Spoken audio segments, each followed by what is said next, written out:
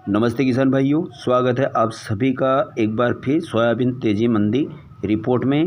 किसान भाइयों, मैं शंकर ठाकुर आप सभी किसान मित्रों का स्वागत अभिनंदन करता हूं आपके अपने यूट्यूब चैनल में।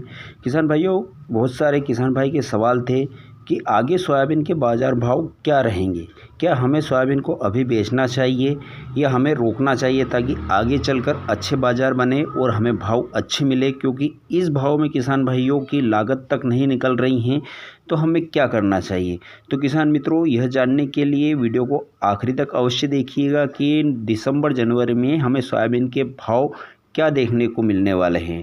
और अगर जो जानकारी आपको अच्छी लगे तो वीडियो को भी लाइक कर दीजिएगा, और अगर जो आपने अभी तक चैनल को सब्सक्राइब नहीं किया है तो आगे भी इसी प्रकार की जानकारी आपको मिलती रहें, उसके लिए चैनल को भी सब्सक्राइब अवश्य कर लीजिए। किसान भाइयों, अभी हाल फिलहाल सभी स्थानों पर सोयाबीन की कटाई प्रारंभ हो चुकी है और धीरे धीरे नई सोयाबीन की आवक मंडियों में बढ़ने लगी हैं। और वहीं अगर जो हम भाव की बात करें तो जो सरकार ने जो दो बड़े फैसले लिए थे सोयाबीन को लेकर, तो उससे हमें एक अच्छी तेज़ी बनती हुई नज़र आ रही थी, यानी कि 4800 से 5000 तक भाव हमें देखने को मिल रहे थे।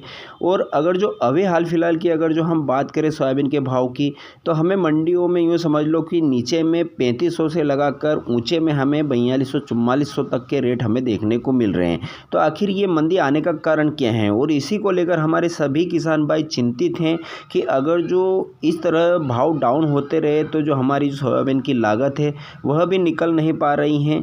तो अब हम क्या करें, सोयाबीन को हमें बेचना चाहिए या फिर अभी और थोड़ा इंतज़ार करना चाहिए, तो आगे क्या स्थिति बनेगी, आगे चल के बाज़ारों में तेज़ी आने की संभावना है या नहीं है। तो किसान भाइयों, हम विस्तार से बात करते हैं कि आगे बाजार क्या रहेगा। तो किसान भाइयों, आने वाले दिनों में हमें सोयाबीन के बाजार भाव में तेजी बनने के 3 बड़े कारण यहाँ नजर आ रहे हैं। 3 कारणों की वजह से सोयाबीन में अच्छी लेवाली और अच्छी तेजी बनेगी।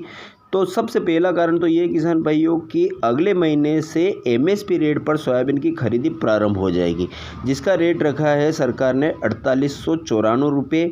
और जैसे ही सोयाबीन खरीदी प्रारंभ होती है एमएसपी रेट पर, हमें मंडियों में भी अच्छी लेवाली नज़र आएगी और तेज़ी भी बनेगी। किसान भाइयों, तो अगर जो आपने पंजीयन नहीं करवाया है तो सबसे पहले पंजीयन करवा लें किसान भाइयों, ताकि हम सोयाबीन एमएसपी रेट पर बेच सकें। तो आप तुरंत पंजीयन करवा लें।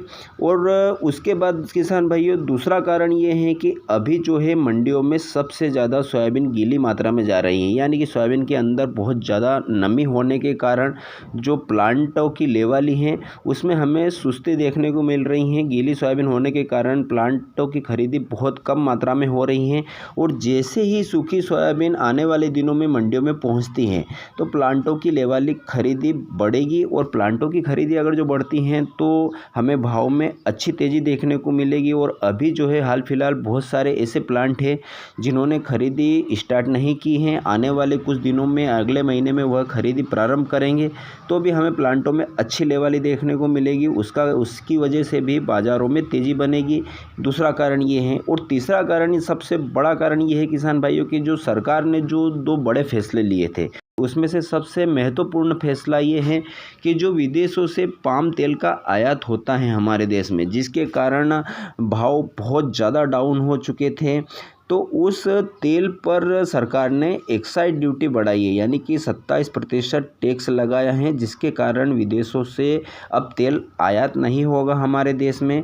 और जो सस्ते दामों पर विदेशों से पाम तेल का हमारे देश में आयात किया जा रहा था, उस वजह से हमारे भारतीय जो सोयाबीन के प्लांट थे जो कि तेल का उत्पादन करते थे वह बंद हो चुके थे। और अब जो सरकार ने यह फैसला लिया है कि अब विदेशों से पाम तेल का बहुत कम मात्रा में आयात होगा, तो वह पुनः प्रारंभ होने वाले हैं। और उनकी भी अगर जो खरीदी हमें अच्छी देखने को मिलती है तो इस किसान भाइयों, आगे चलकर सोयाबीन के बाज़ार भाव में अच्छी तेज़ी बनने की संभावना हमें नज़र आ रही हैं। और एक तो ये कारण है, और दूसरा कारण ये है किसान भाइयों कि जो हमारे देश से बड़ी मात्रा में सोयाबीन की डीओसी निर्यात होती हैं, उस पर सरकार ने पहले टैक्स लगा रखा था और अब जो है उसको टैक्स फ्री किया है। तो आने वाले समय में बड़ी मात्रा में अगर जो डीओसी वापस निर्यात होना प्रारंभ होती हैं तो भी हमें सोयाबीन में अच्छा खासा उछाल देखने को मिलेगा किसान भाइयों। और अगर जो हम बात करें कि कब तक हमें अच्छे भाव देखने को मिलेंगे, तो किसान भाइयों आगे यूँ समझ लो कि दिसंबर और जनवरी में हमें अच्छी तेज़ी बनती हुई नज़र आएगी और एक आशा है कि 6000 के आंकड़े को सोयाबीन अवश्य पार करेगी। तो किसान भाइयों, आगे सोयाबीन के बाज़ार भाव की क्या स्थिति रहेगी, इसके बारे में मैंने आपको विस्तार से समझाया है।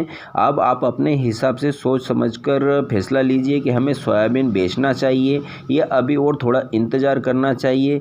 इसके बाद भी अगर जो आपके कुछ सवाल है, आप मुझसे कुछ पूछना चाहते हैं तो कमेंट के माध्यम से अवश्य पूछ सकते हैं। और अगर जो आपको यह जानकारी अच्छी लगे किसान मित्रों, तो वीडियो को अगर जो आपने अभी तक लाइक नहीं किया है तो लाइक कर दीजिए। फिर मिलेंगे एक नए वीडियो में नए विषय के साथ में। जय जवान जय किसान।